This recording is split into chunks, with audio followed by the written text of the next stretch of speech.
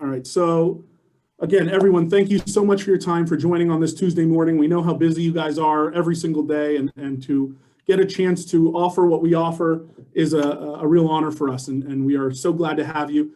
Today's presentation is really going to be very dynamic.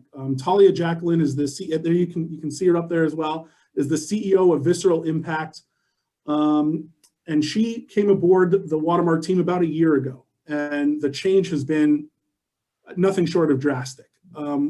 She's helped the branding, she's helped the messaging, she's helped all these things that are important, but the most important thing, she's kind of helped us find ourselves and find our calling and our mission within life insurance. Because I think that might be the hardest thing is really finding the value in yourselves and what you're selling. And, Nicole, you found out about Talia, a little bit over a year ago. You brought her onto the team, and can you talk a little bit about the change we've undergone in the last year? Yeah, I mean, before meeting Talia, I think I was so focused on just like knowing my competition so well and not trying to be like them, but just recognizing what they were trying to do and if I could do it better or whatnot. And Talia really has me focused on just staying true to what our purpose here is at Watermark. And I feel ever since we made that drastic change of just focusing in on our purpose and what we're trying to accomplish here at Watermark, it's just we've seen so much upside potential and so many drastic changes, and we've been just so at peace with ourselves and knowing that like what we're doing is really helping the insurance industry as a whole. And it's interesting because even our carriers as partners have even noticed the changes, and they're like, what have you guys done? Like, you guys are just, it's so refreshing to see people so married to their values and their ethics and just their purpose in the company and in the insurance industry. And so I have all that to thank to Talia, because Talia definitely really helped refocus where my direction was headed. So thank you. Yeah, and again, it's really been an evolution. It didn't happen overnight. As Nicole said, we had to establish our values, and then we had to really commit to them. And I think that's been the biggest change over the last year. So again, today's presentation is called Selling with Emotion, How to Connect on a Deeper Level. And Talia, as I said, is the CEO and founder of Visceral Impact. Talia, I'm going to turn it over to you now, but I want to start by saying, what is Visceral Impact? What does it mean to communicate viscerally? And I know you're going to take us through all that, but just tell us maybe your origin story and how you found your secret sauce with this. Well, first of all, I'm going to delay the answer to that just for 2 seconds, because I am so beyond honored to even just be in front of all of you. I'm so excited. One of my absolute favorite things in the entire world is to share the depth of the information that I'm going to give to you guys today. And my biggest goal, in fact, the intent from start to finish, is that you truly walk away more knowledgeable of what it is that people even buy from you. And I think that there's a lot of, I would say, concepts that you might be familiar with, but the depth of the psychology behind it, which is my ultimate passion, is what I really want to empower you with. So it genuinely feels like a party for me being with all of you this morning. And it's going to be something that is just super interactive and something that you walk away with an applicable tool and an applicable way of taking this information and using it. So just a heads up before we even get to the end, all of you have homework. And all of you are going to have something that you actually get to practice the application of everything I'm sharing with you today. So and there's a pop quiz tomorrow. What? There's a pop quiz tomorrow. There's a pop quiz in 40 minutes. So pay attention. I'm going to share my screen and we can get started. Give me a second to get this into present mode because there's videos. Okay. Can everyone see that? Yep. The gears are turning. Gears are turning. Okay, perfect. So off the bat, the entire webinar is called Selling with Emotion, but we're not going to be selling anything. So I want to show you the truth behind why you don't ever want to approach your prospects from a place of selling and the deep psychology behind that. So to answer your first question, John, visceral communication is what we're really talking about today. And I want to explain to you as a starting point what the word visceral really means, because that is what I'm going to teach you today. And ultimately, it's the ability to communicate, but through relating to someone's deep inward feelings rather to their intellect. So maybe you've heard within sales that there's emotion and logic, and you want to sell to emotion and then justify with logic, or that's how people actually purchase. I want to take the concept of selling out of this entirely for the beginning half of this and really teach you what the psychology of communication is and how at the end of the day, even today, you will remember very little of what I've said. You will remember how it made you feel, and even maybe some of the language that I used that had emotion behind it. And that's ultimately what your prospects and your clients are hearing from you all of the time. It's what you emote behind the words that you speak, not the words that you speak. And so I want to dive into the psychology of that because it is absolutely fascinating, and it's also one of my favorite things to kind of drop in terms of insight. So I'm going to move on to the next part. We shared this a little bit in our email invite, where ultimately the breakdown of psychology is twofold. And I really want to hammer this home by explaining to you what nonverbal communication really is. Because in a lot of trainings or in a lot of material around this, I would say that the emphasis is more on your body language and what you look like and what you dress with and how you present yourself. But at the end of the day, especially in our world today where we're on Zoom, or most of you have your cameras off, I can't even see you. And maybe you communicate via phone when you're talking to prospects or clients. At the end of the day, your nonverbal communication is an emotion. It's an emotion that you're conveying, which is the bulk of what people actually absorb. And so the breakdown of communication is that 7% only are the words that you speak that people actually process and absorb, and 93% are the emotions, and more than that, the intent behind your emotions. And so I want to just pause there for a second, because every time that I even convey this information, it really turns on some light bulbs. Maybe some of you are familiar with it or not, but I'd like to actually teach you this, like a little bit more of the science behind how this works. So I'm going to show you a video in a moment that explains the boomerang effect of communication, which is all based on the premise that all communication is the response that you get. This is a presupposition in psychology, which is my background and my experience, and I'll get to that shortly, where it's the foundation of understanding nonverbal communication. So if I break this down for you, all communication is both verbal and nonverbal, but the nonverbal component that we just went through, which is an emotion, is the bulk of communication. And the way that you communicate, how you communicate, what emotion you communicate from actually elicits a response directly related to that. So essentially, your nonverbal communication, the emotion that you communicate behind what you say, is a boomerang. And it elicits that emotion in others. And this is universal across the board. And how that applies within talking to prospects or within sales is, if you're communicating from a pushy place, your clients and your prospects are going to push back. If you're communicating from a salesy place, it elicits the same response within them, where their response is, okay, prove to me that I should buy what you have. Prove to me that the sale is actually worth the value. And so there's this nonverbal, energetic, emotional boomerang that happens throughout communication. And the reason for that, the science behind that, is based on something called mirror neurons. And so I want to show you a video, and then we're going to pause so that you can digest this and we can talk about it a little bit. All humans are soft-wired with mirror neurons, so that if I'm observing you, your anger, your frustration, your sense of rejection, your joy, whatever it is, and I can feel what you're doing, the same neurons will light up in me as if I'm having that experience myself. Now, this isn't all that unusual. We know if a spider goes up someone's arm and I'm observing it going up your arm, I'm going to get a creepy feeling.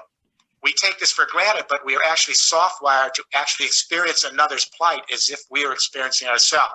But mirror neurons are just the beginning of a whole range of research going on in neuropsychology and brain research and in child development that suggests that we are actually soft-wired, not for aggression and violence and self-interest and utilitarianism, that we are actually soft-wired for sociability, attachment, as John Bowlby might have said, affection, companionship, and that the first drive is the drive to actually belong. It's an empathic. Okay, I want to pause there for a second. So even just within the past few minutes, that was a lot of information and a lot of depth. And so I want to pause and make this more relatable as well as to how you might approach sales or might approach prospects without knowing this information. And I think the tendency for most people, especially in insurance, especially as agents, especially as anyone that's essentially just selling themselves, is to rely on your experience, your knowledge, your years of credibility, and everything that you think makes somebody want to buy from you. And so I think that's kind of the norm for anyone. And the truth, guys, is that no one's ever really purchasing that. Because if you think about how many agents are even within your industry, even just the people on this call, there are infinite versions of people that have similar experiences, similar knowledge, similar things that they can slap on a piece of paper or on a presentation or on a spreadsheet that has them feel as though they're credible, but that's not what makes you credible. In fact, the most important thing that has people buy, that essentially makes people buy from you, is the only thing that you can claim that is truly yours and yours alone, which are your emotions, and how you use those emotions to convey the uniqueness of who you are, the value of who you are, and the absolute conviction of the value behind what you're selling. And so I want to pause here for a second because I have a tendency to just dive right in because I'm so excited about passing on this information. But I also want to share with you how I came to know it and how I came to know the power of it. Obviously, I'm on the younger side. I don't have, and when I started when I was 19, 20 in undergrad. And I didn't have the years of credibility, nor the experience, nor any proof of concept other than my trainings to be able to convey the value of what I was offering. And when I started, I was in college studying psychology and business.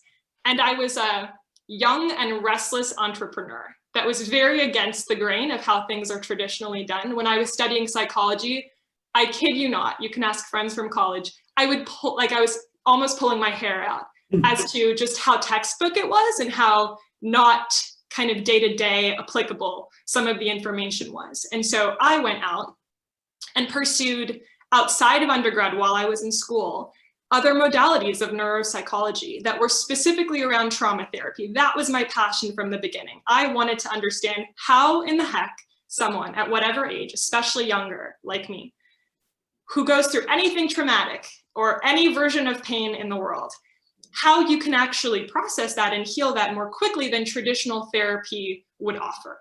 And so when I was 20 years old, after studying a year in neuropsychology and trainings outside of traditional school, I started a business on trauma therapy. And I was 20 years old. And we were in a program, I was part of a program that essentially the package of the trauma therapy techniques was $5,000 for 5 sessions. That was the bar. And that's what I had to raise to, especially because of the investment that I poured into the program just to learn the techniques. That was the bar of what we had to sell. So here I was living in New York City, 20 years old, no website, nothing to show for myself, no client testimonials. And I had to learn how to communicate the value of what I was offering. I knew who I was, thank God, at the time. I knew the conviction behind how the processes worked because I had studied them intently and I had even experienced them myself. And the thing that I came up against again and again was when people asked me what I did, I had a really hard time answering that and not getting the response that I wanted. The response that I'd get was, oh, that's so cute. You're a life coach? Oh, that's cute. You're a therapist. Where'd you go to school? And I would constantly get this resistance because of the way that I looked and the way that I was even projecting my own insecurities. And it was a 6-month process of then learning more about the psychology of communication. I was lucky to have a mentor at the time by the name of Stefan, who I credit a lot of my growth to. Sometimes people come into your life at whatever age. For me, it was way younger. And he paved out a path of really understanding what I'm sharing with you today. And the psychology of communication, understanding that it's what you emote that moves people to buy, was what I learned at age 20. And the techniques, some of the very techniques that I learned back then are the things that I'm going to be sharing with you today so that you can start to apply that. And I'll tell you, I'll kind of let you in on a little bit of what we're going to get to. One of the things, when I say the only thing that you can claim and own as your own when you're trying to establish authority in your market or authority in front of somebody that you are wanting to help, the only thing you can claim are your emotions. And you know what the emotion was at the time for me? It was aggravation. It was anger. It was frustration that traditional therapy, as great as it is, would take the concept of 20 years to heal for me.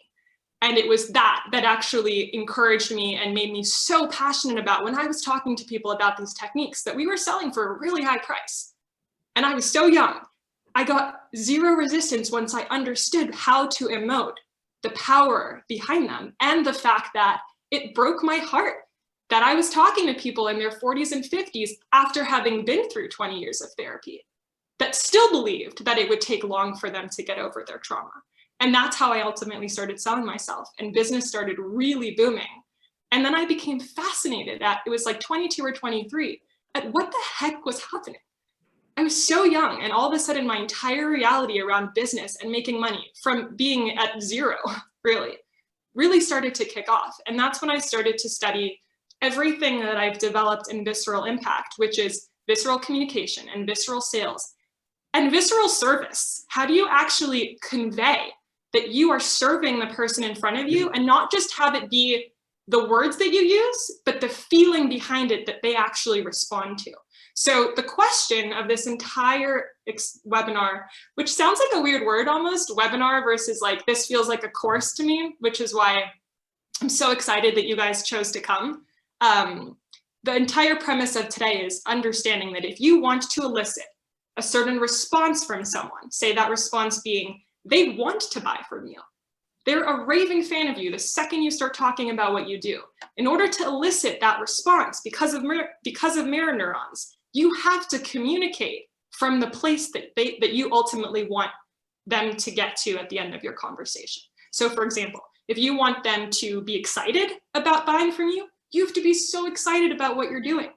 If you want them to have absolute conviction about the value that you offer and have it be absolutely no comparison or competition, you have to have conviction in the value that they specifically will benefit from what you're offering. And so that's really this boomerang of communication, just to pause before we go further. This is where you get voluntold to comment. So I'm going to breeze through anyone's face that I can see. And I want to hear any comments or insights on just this psychology so far. Okay, so I'll jump in. I love all of what you're saying, and it's very real and impactful.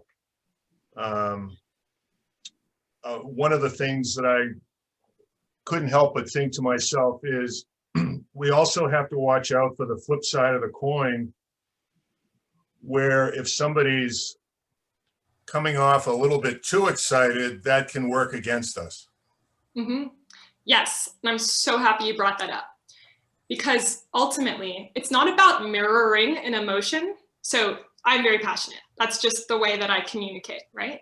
And I'm very lively when I'm passionate. That doesn't mean that being that passionate outwardly is authentic and true for somebody else. The emotion that they might actually communicate, that's more of your natural essence or tendency, might actually be calm. It might actually be more quiet. It might actually just be more conversational. So I'm so happy you brought that up. I can't see your name for some reason because I'm in present mode. Can you tell me it? Yeah, Barry Rosenberg. Barry, I'm so glad you brought that up. So the next part of this is going to be an experiential learning for us. I've got a selection of videos of different styles of communication, different emotions behind communication that I want all of you to actually learn from. So we're going to play around with it a little bit. I'm going to play it, I'm going to pause it, and we're going to talk about what the boomerang effect actually is. And you're going to see, to answer your question, that it's not actually being overly excited or choosing an emotion that's too extreme. It's about finding the emotion that's true for you and then being able to communicate that. So I'm going to play these videos, and it's going to be a really fun, interactive, experiential way of learning what I'm telling you. Hey, Miss Wendy, this is a courtesy call from TDT Financial. How are you today? Great, awesome. Now, the reason for the call today is because you actually requested information on final expense coverage, stated that your date of birth is October 24th, 1966. Okay, we're going to pause there. By the way, all of these videos more or less are insurance, so hopefully you can either pick up on some of the verbiage or messaging that you've heard in the past. And if in any of these you even relate to some of it, we'll turn that into a learning as well. So just off the get-go, right? He's obviously reading from a script. He's obviously a little in his head. And I would say that the emotion that he's communicating from, whether he's aware of it or not, is he's a little bit dissociated. He's a little bit detached from who he's calling up on the phone because he's so focused on reading the script. And notice that within 10 seconds, all it takes is so short amount of time. In 10 seconds, you're more disconnected and detached. You're like, your eyes are glazing over, it's falling on deaf ears. You're like, okay, Talia, move on to the next one. That's the response. I want you to experience what it's like to be on the receiving end of this, and then also see parts of yourself through the way these people are communicating. Any questions on that? Comments? It's really interesting, isn't it? No questions, but like to add to it, it's funny because just recently, I've been, making calls to CPAs and stuff of that sort, and I created a script. And at first I didn't rehearse it, and so I just tried to read it. And it was very noticeable, even within myself, that I would, it was clear to me that I was reading something versus when I had it memorized and I actually went through it and I was more confident. And the confidence that I had showed with my presentation, and I actually ended up getting some appointments off being more confident versus not being so confident when I was reading it. So it definitely plays a big part. When confidence is key in these things. If you're not confident, that's very noticeable. Yeah, I would absolutely say that though. Yeah, Talia, I just wanted to pause for 1 second. I myself actually come from a journalism background and a sports writing background. And so, for my entire career, I've been trying to find other people's stories. And I think one of the things that Talia is sharing that's so important today is, you don't only own your emotions, but you own your own story. And if you know where you've been impacted by life insurance, or where, a certain sale or a certain purchase you've made has uplifted your life, or you found the value in it, when you're able to convey that to someone as a part of you, and as Jeremy said, as a natural extension of who you are, and you're not reading off a script, and it's just who you're really selling yourself more than anything. And I think people are interested in buying your story, and I think that's the one of the biggest keys is getting people compelled to know about you as well. And I think that's one of the things that's interesting. Mm-hmm. Yeah, absolutely. I think the other thing to note here too, especially around confidence, because I love the point that you just made, is to your point, to your question, Barry, it's not always about being the most excited or the most confident, right? I think that can also have a little bit of a boomerang effect. So if you're overly confident and you're almost like pushy confident, it actually makes the response be that someone might be confident in their objection and their resistance. Yeah. So the other thing that we're really going to get to is not just picking emotions out of a hat, but being able to actually tap into what's the truth behind what is important to you about what you're selling. What's the truth behind how much you know your own value and have conviction, again, behind what you're offering to the person in front of you. Because I think that's another point that John and I have talked a lot about throughout my relationship with Watermark is it has to really be serving the client. And if you're sitting in front of someone and you're just kind of, selling the spreadsheet and asking the generic questions, and it might be the case that this isn't what's right for the client, and your ability to actually say no and lead with that makes you that much more strong in the way you communicate yourself. So absolutely, just side note on that. I want to continue because there's just such a cool variety of different emotions. And as I'm playing these for you, I want you to take note of what is it that you feel on the receiving end? What's the emotion that you're picking up on? I want you to start to use that filter around communication.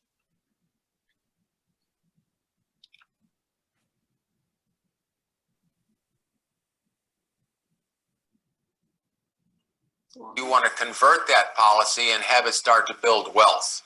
Do you have that ability with this term policy? Is it a good term policy or a bad term policy? Okay. He's a little unenthused. He sounds a little tired.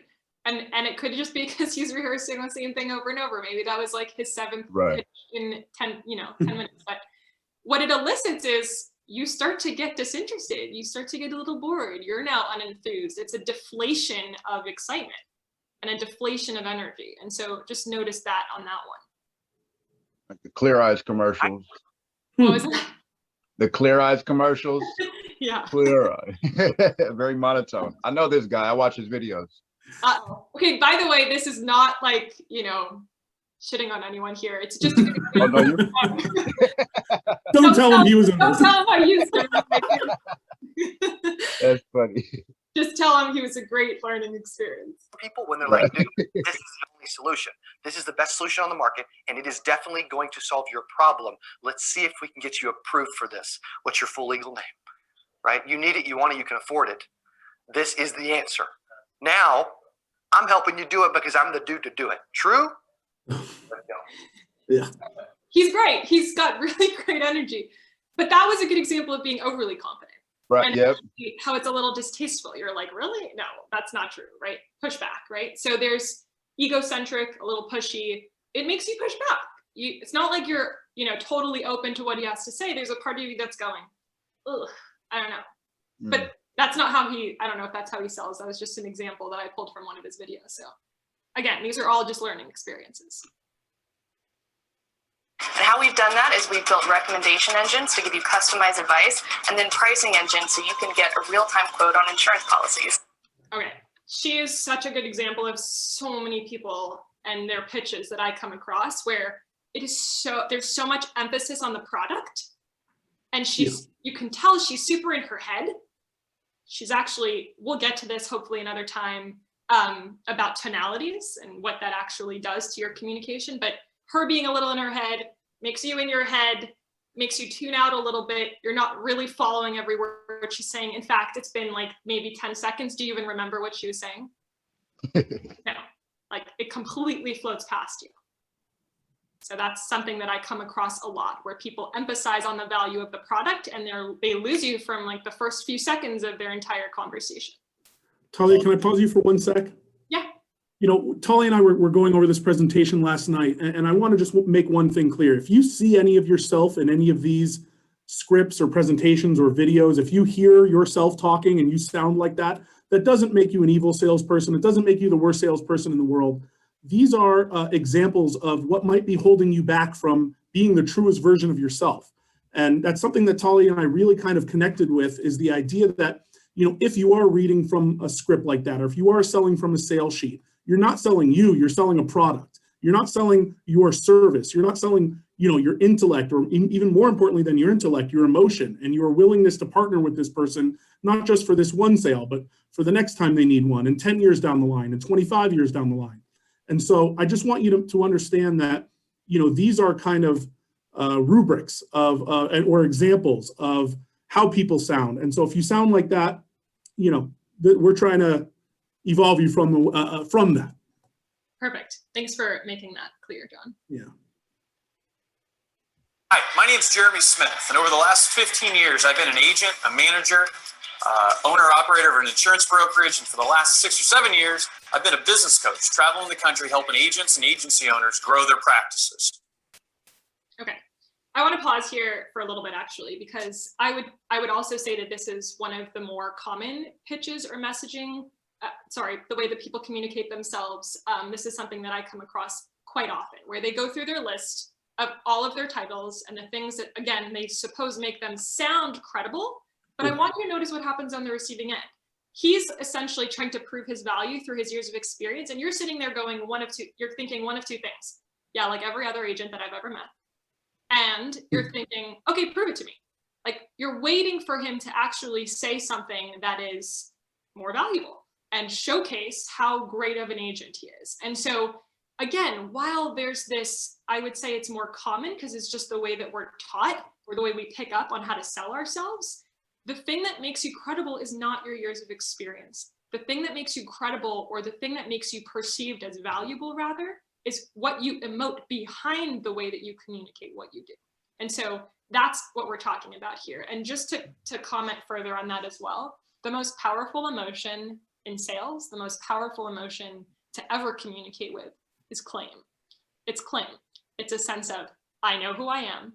I know the value of what I'm offering. It's not a loud confidence. It's just claim. It's a knowing. And that's something that if you can communicate from that place, it elicits this knowing and this sense of conviction at the same time of, okay, I feel that you are you're convinced that what you're doing is valuable, and that rubs off. And so this is just a really good example of where even as you hear someone talk about their years of credibility or their titles, it doesn't really do anything to make you really want to hear what they have to say next.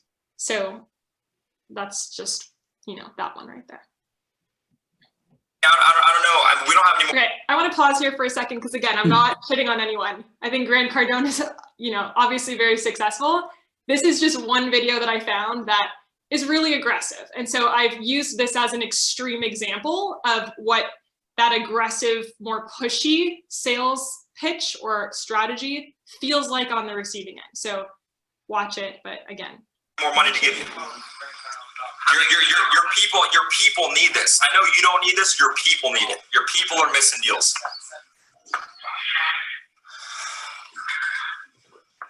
What do you want to do? What do you want to do? Yeah, you're going to spend 30 grand over the next 3 years. Okay, I'm going to ask you a question now, all right? There's one answer. Yay or nay? Yeah. Okay, so just a really good example. I would be surprised if anyone here sold like that because it's very aggressive. If you do, props to you, you can tell me how that goes. But I think this aggressive, forcefulness, it truly elicits this state of aggression back, and even almost like being stuck, like being pushed into a corner where you stubbornly push back just as hard. You can tell even in those last few seconds, the guy's just silent. And you could probably be very successful at sales that way, but is that the way that you feel you would like to sell? I think over time that probably gets quite exhausting. So these are just really diverse examples of what this nonverbal boomerang effect of communication actually feels like. Any comments, any insights before we go on? I think it's really important stuff, and it's also causing me to wonder if I should go ahead with the partial lobotomy. Why stop at partial? That's true. John, I'll let you evaluate that for me at a later time. Well, I just wanted to take a moment to talk about, Talia, so much of the videos that you showed us were coming from this angle of overconfidence and just kind of rubbing people the wrong way. That's how I felt. And it almost reminded me of being on a basketball court and you see that one guy who just needs to show everyone that he can dunk, or he just needs to prove it to everyone that he played D2 college basketball. And it's like, there's no better feeling that I have when I watch that person miss the dunk or slip and fall and twist his ankle. And it's not, I don't want to be that way. I don't want to, it's called Schadenfreude, right? I don't want to hope for that person's failure. But when people come on that strong to you, and when they make it seem like this sale is going to change your life, it's as Talia showed it earlier, it's like, well, prove it to me. This instantly I get combative. And so I think, as Talia's point is if you're self-confident and you're contained and you claim and you know what you know, and it's not about that one sale and it's not about that one person or that one commission, you're going to be better off in the long run. And eventually you might not be all the way there now, but if you're mindful of that, you're going to get there eventually. Absolutely. To add to that too, additionally, it's just, if your intentions are there in the best interest of the client, to truly educate that person, to understand knowingly what they're buying, I just don't understand how the boomerang effect could not occur, right? Where it's the client feels completely taken care of, that they're in great hands, that they fully understand knowingly what they're buying and purchasing and how it's going to help their family situation in the future, right? So I always turn back to education. I just think it's so important, along with the emotion of selling and having that claim and conviction that you understand fully, knowing what you're selling to someone, is just helping them understand fully what they're being sold as well. Yeah, and Talia, before you move on to the next video, I think as I'm learning more about chargebacks and I'm learning more about people being dissatisfied with a case they purchased, I just imagine the initial conversation being one of those aggressive, you have to buy this now, this is the only solution for you. And then 3 years later, that person says, wait, was that right? And so to Nicole's point, like if you get that buy-in and that understanding, and if you're sharing with them the education they need up front, they're not going to come back to you 4 years later upset. They're going to come back to you 4 years later and say, you helped me the first time find the right solution for me. Here's where I'm in my life now. Tell me what I need now, and let's go through this process all over again. And it's not a sale. It's just it's a continuation of a relationship where you offer something to them that they need. And I think, you know, you don't end up with chargebacks that way. Even to add to that, you know, one thing that I've learned, and you know, I'm still starting, but I've realized that, you know, like you don't want people to feel like if you're sitting at a table, you don't want people to feel like you're, you know, if you're playing a board game, you don't want them to feel like you're playing against them. You want them to feel like you're on the same team as them. So instead of you being on the other side trying to work on your own plan and what you think is going to fit best for them, you want to be on the same side as them, helping them feel like, okay, well, this is what I'm confused on, and you want to be able to be that person that can you know, cut through the confusion, you know, and help them understand, you know, broaden this perspective of what they can see, because a lot of people don't even know what they have options for, because so many people just throw numbers in their face and they just go with it because it sounds good. But in the long run, like you said, you know, 3 years down the line, they're unsatisfied, and that, you know, because they didn't really get proper education. So I think it's very important to build the relationship and make people feel like you're on the same team. That's a great point. Yeah, awesome. Love that. Thank you so much for contributing there. I'm going to move on to the next video that I want you all to watch. It's about 30 seconds. It's a better example of what visceral communication actually might sound like. To your question, Barry, the two extremes of it being super passionate, but then it also being on the other spectrum of that. And I also want to make one more comment. One of the things I took out of this PowerPoint, because I have a tendency to overshare and sometimes overwhelm people, and John's reeling me in here, is the conversation of, look, if you're an agent in an environment where you need money and you're, you know, going through, your sales cycles are short, or you're at the dip of one cycle where you need to hustle and you need to grind, there's environmental factors that actually affect your communication. And that actually comes back to this conversation that we will get to another time, whether through a course that Nicole and I are thinking of actually creating for you, or another extension of this. The values that ultimately motivate your decisions, like if you're in scarcity, or if you're in, you know, a need to sell, or if you're really focused on a materialistic goal, and that's something that's driving you. Your values and your environment are also very much big impacts to the way you communicate. And so being able to actually learn techniques and methodologies around how you silence that during a conversation with someone to be able to act from a place of service versus coming from your own self-interest is also a skill that takes a while to learn, but when learned, it will completely change the way you approach any prospect ever. And so that's just something else to note that we didn't get to today, because I did not want to overwhelm you with too much information, but we will, and it's a really huge component to being able to communicate viscerally. So on to the next video. It has nothing to do with an ice cream truck on a hot summer day, or the flavor, or the color. It's a ritual.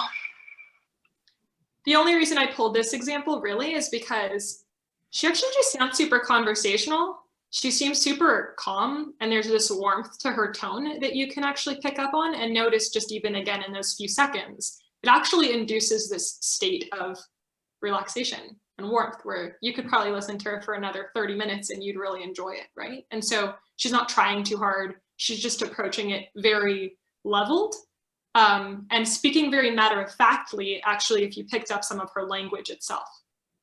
The next video is a personal favorite just because it's all in the realms of insurance, and it is a very extreme example of what visceral communication would sound like. But people, we cannot sum up a man's life with a bunch of numbers on a computer screen. Right? We all need to look into our hearts and go, do I think this dude is going to die in a few years or not? Is old Leland here going to fight off a man with the last name Reaper, first name, who goes by the last name Reaper, first name Grimm, or will this base jumping, crocodile wrestling, shark diving, volcano lusion, bear fighting, snake wrangling, motocross racing bastard stop? And the answer is no. So very, very extreme, he's very on the loud side. But actually, if you play back the first 10 seconds, which I just want to do for 2 seconds here, I want you to notice, and again, we'll get to this maybe another time, tonality, where he's actually speaking with a downward tone, which actually emotes confidence and conviction. I want you to just listen to the first 10 seconds. But people, we cannot sum up a man's life with a bunch of numbers on a computer screen. Right? We all need to look into our hearts and go, do I think this dude? So I want you to just notice that, notice the passion. Obviously this is a little comedic, but notice the passion and the conviction behind the way that he's presenting it.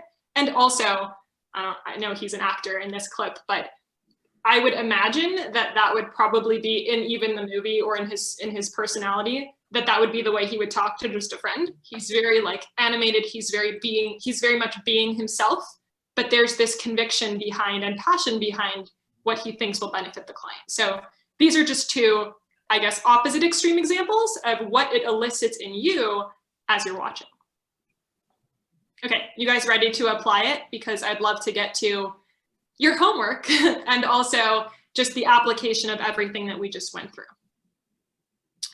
Okay, so I want to show you a before and after example within life insurance. This is actually Nicole's old message for Watermark and the one that we changed. So Nicole, putting you a little bit in the spotlight here. Great. This is the before and after so that you can actually, we can then work on yours. So before, selling your credibility and experience. This was her written, it's a written copy of the verbiage that was on Nicole's old website. Watermark Insurance Services caters to the upskill advisor utilizing our unique talents and experiences within the life insurance transaction. We specialize in point of sale support, advanced marketing, and creative estate and business planning techniques. It's a lot, right? It's almost a little too much, maybe, and a little too much on what you do versus why.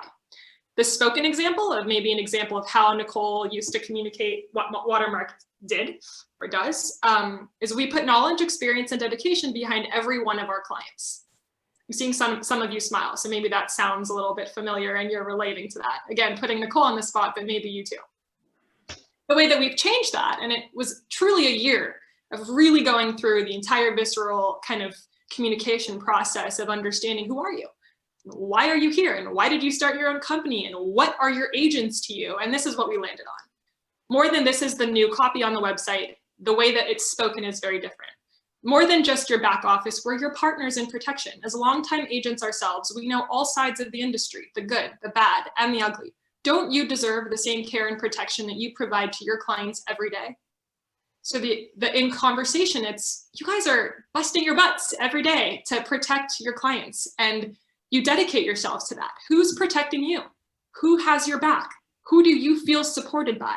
Watermark is a team of people who help you from start to finish within the sale process. And so that was just to give you a taste of how do you respond differently at that type of messaging.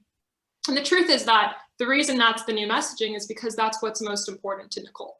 It's most important that you as her agents, instead of her just catering to clients just like you, which she has the skills for and the ability to, building a company that was more dedicated to the support of other agents, having been through other industry experiences herself of maybe being burned, maybe being ill-treated, maybe feeling like, as a woman in the industry, not as regarded as a professional. And so that was the true intent behind why Watermark exists. And there's a very different emotion when you unleash that and you actually communicate from the truth behind it versus what you think you have to say that you think your clients want to hear and you think people are buying. Yeah, and to this point, if you want to just break it down to its basest, molecules, the top example is really what we do and what we are. And the bottom example is who we are. And that difference in your approach, right? Telling someone, I do this, I do that, I do this, versus who I am. And, I know some of your frustrations because I've been there and I felt them. And I know what you're going through. And immediately, it's the difference between talking to someone and talking with someone. It's the difference between lecturing and pretending you're above someone and bringing someone into your fold. And I think that's, again, to Talia's point, this didn't come overnight. You know, we had to realize what we were communicating over the course of several months. And I love where we kind of settled and where we finished up with, because I think it conveys what we want to be. And more importantly, again, who we want to be. Right. Perfect. I love that.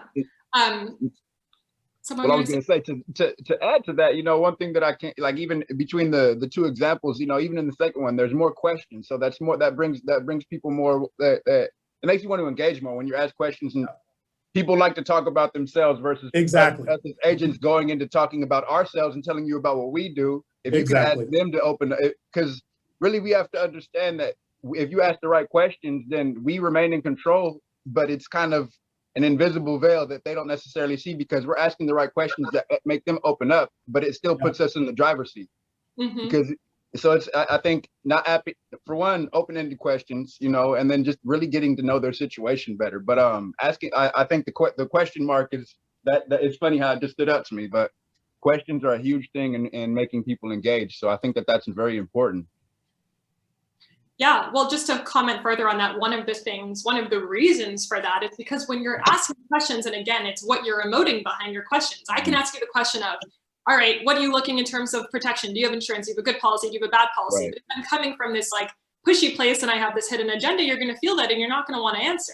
Exactly. Asking questions from the emotion that truly brings out the why behind what you do, then it is actually a conversation of service, because you're focusing on the other person versus focusing on yourself. And so now we're going to transition a little bit to the application of this. Before I even share the next slide, because I'm noticing you guys are reading, and that's part of why I hate PowerPoints, but I do it. The most important part here, a lot of you are probably at this point thinking, okay, how do I start communicating better? How do I start building my own message that emotes powerfully? It's not what you say. It's how you say it. It's the emotion behind what you say that I want to teach you guys today. And so this is part of your homework. We're going to start the exercise together. I'm going to give you both the one tool, one part of like 10 tools as to how you elicit that own emotion within yourself. And then I'm going to give you, so on the emotional side, I'm going to give you one tool. And then on the verbiage side of actually putting together language, I'm going to give you one of like 10 plus tools as to how you're going to bring the two together. And you're going to do it for homework. And there's an opportunity, if you guys have truly found value in what we've been talking about today, I've opened up spots on my calendar for a 15-minute review so that you can put the homework together and then just run it by me and ask me questions. I really want you guys, and part of why we felt this was so important, by the way, is at the end of the day, this is the most important skill that you will ever need. You can sell anything. It's selling yourself. And so that's why Nicole really wanted me to put this together for you, so that this isn't just like dropping knowledge, it's dropping application and insights that then allow for you, you know, I'm going to give you a framework in a minute of applying it and putting it together. And then you have my support. So we're going to move on. Oh no, went too fast. Okay, so how to sell with emotion. Even as I read it, we're going to take this word sell out. It's how to communicate with emotion, how to convey your value with emotion. Okay, I'm going to go into aggravations as a starting point. So if we just talk about emotions for a second, every single emotion exists on a spectrum of extremes: happy, sad, pain, pleasure. Aggravations: anger, passion, sadness, desire. Obsessions is a separate component, so we won't get to that. That's not an emotion, that's an action. Aggravations. This is something that I learned through one of my mentors. It's part of his process. The things that piss you off, the things that frustrate you, the things that aggravate you are indicative. They are revealing of the problem that you're meant to solve. Because if we accept for a moment that your emotions are the only thing that are yours, and they are the only things that you can claim within the way you demonstrate authority in your marketplace and within the service you provide, it's the only thing that you have that is unique to you. So it takes a moment of taking a step back and understanding that your emotions aren't just by chance. You're aggravated by something because you're supposed to do something about it. It's part of a problem that you're supposed to solve. Something breaks your heart or hurts you for others more than you feel for yourself within your own self-interest. And that's part of something that you want to give to people. And so your aggravations of what pisses you off, what frustrates you, what must you change in your industry, what kind of change are you going to make, and what's the impact of that change? These are the questions that I'd like for you guys to really, really dive into and really just kind of dwell upon. I'd like for you to answer these. So if you have a moment, take a picture of this. We'll send this to you in a follow-up email. What are the things that aggravate you? Going back to the story that I first shared, which was the origin of how I came about to understand the power of this information. When I was selling those trauma techniques, 5K for 5 sessions, what aggravated me, what hurt me for other people, was that I was talking to people 2 times my age that still had not been able to find peace around stuff that they had been through. And that was literally what I communicated. I communicated that it broke my heart, that people believed that it would take 20 years for them to heal. And that's what people bought. They bought my passion and my aggravations behind it, because that was the thing I wanted to change. And that's ultimately what I want you to start to wrap your heads around over here, that your aggravations and the things that break your heart are the first starting points to being able to tap in to what emotionally moves you about what you do, and will therefore emotionally move other people to want to hear more about it and to want to work with you specifically. So before we go on, I want some of you to answer this. Jeremy, you've been speaking out loud and volunteering yourself here, so probably going to pick on you and then pick on some other people of just what aggravates you about your industry, what aggravates you or frustrates you, what breaks your heart. I think what aggravates me, what frustrates me, I think growing up, grew up in LA, so it's like seeing certain things that I like, certain things in my environment, and just seeing people, you know, with the GoFundMe or the car washes, you know, like, and just not seeing that there's another way, or saying that they can't afford life insurance, or, you know, but people will get insurance on their phone before they'll get insurance on their life, you know. It's like certain things like that, just the priorities of things like that it's a frustration to me. But I think it's because people don't have the education. People don't, you know, there's no financial literacy, there's no, you know, there's no real like planning in those areas, you know, and then they don't teach it in school. So I think what frustrates me the most is the fact that people lack that knowledge. And so that was my main motive on why I got into this industry, you know, to financially advise people so I could help people out in that area. You know, it's kind of like you know, give a person a fish, you feed them for a day, but you teach them how to fish, you feed them for a lifetime. So it's the same mindset in my head. So, you know, for as far as aggravations, yeah, just the lack of knowledge that people have. That quote is on our website, so I appreciate you saying it, Jeremy. Thank you. Does anyone else relate to that? I'm asking if anyone else relates to that. Anyone else relate to that, or what are the aggravations or frustrations that you feel within your own industry, or the things that break your heart? I'm gonna start picking on you. Do it. All right, John, I can't actually see names, so you got to pick on some people. All right. John Duffy has a hand up. Okay, go for it. Well, I think along with what Jeremy was, not only do you have financial literacy, but then on the selling side, you've got people who promise the moon, you know, all the evidence in the world, all the evidence in the world that they're going to solve your problems, when in fact they're not necessarily able to. But yeah, they sound trustworthy, they come across that way, and just blindly put their faith into them. John, that's a great point, because one of the things that we encounter every day is this agent told me that the policy would cost me $100 a month, and now you're saying this is going to cost me $200. And my answer to them is like, yeah, well, the first guy shouldn't have told you it would cost you $100. You know, like, that was his bad, not my bad. It would cost you $200 the whole time. And so that's a very good point. You know, we're not only countering sometimes, you know, a client's lack of knowledge, or the client's, you know, lack of financial literacy, as Jeremy said. Sometimes we're facing other agents' lack of financial literacy, and we have to combat that as well. So that's a really great point. Mm-hmm. Yeah. So I want you guys to like real quick. Sorry, Luke has raised his hand. Go for it. All right, thanks. Yeah, I wasn't sure if there was. Can you hear me? Okay. Yeah. Yeah. I would just add another side of that coin that I think really frustrates me. I find that many times, both with clients and with agents, our problem isn't ignorance. Our problem is the illusion of knowledge. We have people that think they know how things work. That's a great and they've been misinformed. and we have to re-educate them, and we have to kind of pull back the veil and go, actually, I'm sorry to say, that isn't how it works, or this isn't the best type of policy for you, or this isn't how these financial concepts actually work.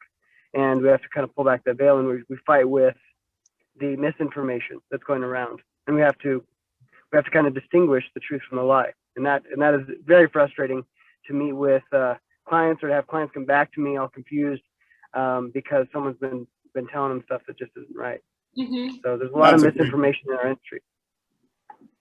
Yeah, I really love that that's something that it sounds like a lot of you are relating to and come across. So maybe that's something that Nicole and I, if this is like truly been valuable for you, I'm so excited about this information. I'm passionate about it. If you feel like this is really something that you're clicking with and you want to learn the application of, one of the things that we can potentially do as well is, for those of you that are interested, I mean, some of you maybe, some of you may not, we can design a course that specifically also targets how to frame the educational component without it being talking down, without it being something they resist or object. We can literally design the communication strategy around framing the knowledge of it that is misinformed. And so that's something that is intriguing and that we can also talk about. So I'm going to share the next part of this because I know that we're already coming up to the hour.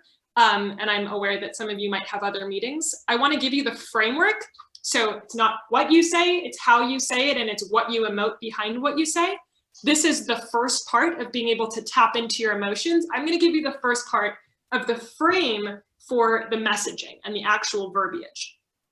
Guys, it's one of the most powerful frames ever. I've seen CEOs, I've shared this with people that are super, super successful, and it's completely changed their sales game. So I want you to at least get acquainted with the first 2 lines of it, because I don't want you to get too wrapped up in the importance of the words. And so it kind of goes like this. You know how much of insurance is misunderstood? It's misunderstood, and it's not something that people really understand the value of. Like you said, Jeremy, it's something that people will buy insurance for their phone, but not their lives. So that means that insurance point blank is something that a lot of people don't understand the value of what it can be. And the main problem behind that is because we're not educated. We're not taught about insurance. And the main problem will continue to go on, unique to you based on your aggravations and your frustrations. And so these 2 first lines, I'll give you another demonstration of it within Watermark. You know how every agent is out there protecting their clients, and they spend all of their time trying to educate them, trying to help them understand the value of life insurance. That's a huge responsibility. And the main problem is sometimes that can be really isolating. Sometimes you're just on your own island and you're by yourself, and no one's really protecting you. No one really has your back. And then you can continue with the rest of it. So these 2 lines, you know how, which is a question, and the main problem is, which is a statement and an extension of the aggravations you hold around what you do. This is something that, this is your homework. This is something that I really, really want you guys to be able to understand how to use this. And so the first part of it, of really tapping into your emotions, and the second part of it, which is really starting to put together language around that, is something that we've decided to offer as just a review. Because the better that you are at this, the better you can work together with a company like Nicole's, or really have the support of people that can truly help you be better. And it's something that I can talk about endlessly. So I've put my Calendly link over here as just a follow-up. If for those of you that are actually interested and have found this to be super valuable, if there's a part of you that feels like this is information that you've been like truly waiting for in terms of the psychology and there's a world of depth to the information that we're sharing today, and really just up against time. And so there's so much that I would be happy to just pour into you guys in terms of knowledge. This is kind of the next step. So we'll send out this link. It's only for those who have participated today, in terms of just reviewing how you've put together your own message as a result of the information shared. Yeah, and I dropped that link. I copied and pasted into the chat function. And so if you guys want to open up the chat function, it's the bottom message, and you can click on it that way, and it goes directly to her Calendly link. Cool. So I want to hear briefly, because we've got probably a couple minutes, what your biggest takeaways were. So I want to stop my screen share, going to call on a few more of you to just share what you've really taken away from this. What have been your biggest insights? Well, for myself, I think the biggest insight that I took out of it is just because being the fact that I've mentioned that I'm still learning, and I'm learning a lot of as far as how to communicate, you know, and how to reach people on an emotional level. So there's a lot for myself emotionally that I know I need to work on, as far as, you know, having confidence but not being overconfident, you know, and then, you know, just how to the wordplay, the verbiage that I need to be using just to reach certain people. Because it's just like if you're creating ads on social media, you know, if you're doing something on LinkedIn, you can't use it. You don't necessarily want to use the same ad used on LinkedIn, on Facebook, and Instagram, because those are the different platforms, and there's going to be a different group of people there. So you have to understand, you know, what's catching the attention of your clients, and also, you know, like what they're listening for, you know. So it's like understanding the marketing and just how to word things properly, and being able to reach people on an emotional level. I'm definitely interested in this, you know, just the approach to everything and to learn more about it. So this, I gained a lot from it as far as what I should work on myself, and the homework is even better because now I have something else to work on. I'm always trying to better myself. So yeah, this was great. This was great. I'm really, really glad that it resonated. Thanks, Jeremy. Luke, do you have something to say? Thank you, guys. Did you say Luke? Yeah. I just saw you turn your video on. Oh yeah. I'm in a stopping point here. Sure, I could jump in. I would say that I think I find a lot of it just really validating. I've been in the industry almost 18 years now, and been through the school of hard knocks and back, and I've certainly learned a lot of ways not to do it along the way. And so many of what has been talked about today is really validating of things that I've learned and have applied, and it just really brings further focus on that value of being truly authentic in how you communicate with people, truly genuine, and being able to tie into that emotion. I've known these principles for a while, and it just brings it back into focus because it's easy to stray from it. So I just find it to be really a good reminder and really validating. That's so awesome. I really, Yeah, you know, Luke, I really appreciate you saying that, because when Talia and I were putting this presentation together, you know, one of the things we wanted to make sure is we know that you guys are good agents, and we know that you know some of these principles, and you're probably applying some of them without realizing you're applying them, or without maybe realizing the psychology behind it. And so, Talia, we can't thank you enough for really kind of pulling back the curtain a little bit and explaining really what this all means and why it should mean something to you. To echo what Talia said and what she's offering with the 15-minute reviews, here at Watermark Life, I'm the director of marketing here. If I can help you at all craft your message, help start crafting a campaign of any kind, that's one of the things that we really try to offer at Watermark Life, is the idea that we're not there just for the back end of your cases and just to see things through. We're there at the front, and we want to help, grow your business. And more importantly, we want to help you grow yourselves and learn the value of what you're selling. Because I think one of the most important takeaways for me is that, there is a value in life insurance. There is a value to what we do. And if we convey that the right way, it's not a sale, right? It doesn't come off as if we're pitching something to someone. It almost comes off as if we're partnering with someone. And that has been our biggest change over the last year. Collaboration, partnering with our agents, partnering with the carriers. And so we can't, again, thank you enough for your time. Nicole, thank you for putting this all together and for keeping the lights on. Talia, again, this has been so insightful for us and for me, myself, as you and I have started working together. Do you have anything else to add? Just thank you so much for participating, everyone. For those of you, again, who just want that extra touch point of support and help, just reach out. You have my direct contact information from that slide. John will send it out. The intent really here is to equip you with so much technique and so much strategy around how you combine the psychology into the way you obviously convey your value. So for those of you that just want to develop a relationship or learn more, then just reach out. But thanks so much for investing an hour of your time this morning. And I really am glad to hear that many of you are walking away with something tangible. That was the intent and the goal from the beginning. So take care, guys. And we'll talk to you.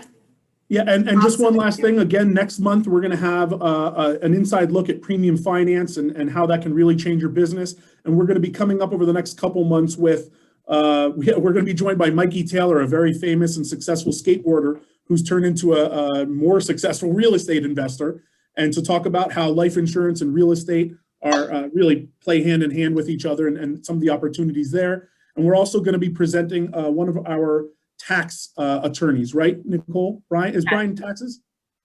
estate and tax. Yes. Estate, yeah. So estate planning and 7702 and everything that's going on with some of these changes, that's going to be hugely informative. So we're going to be sending out invites to that coming up. We send out the weekly Watermark drip, which is our newsletter that has all the kind of pertinent information, carrier updates, and sales techniques and tips that you're going to need. And we're also going to be sending out pretty quickly a quarterly sort of Watermark review and some of the important things that are going on with Watermark and the life insurance industry. So again, everyone, thank you so much for your time and your participation. Yeah. We loved hearing from you, and this felt like our most energetic presentation and just the most give and take we've had. So we really love that and appreciate it. My thanks to all of you. Thanks. Our thanks to you. Thank you. I appreciate it. My pleasure. Take care, Yeah, guys. thank you for your Likewise. participation. Thanks, Luke.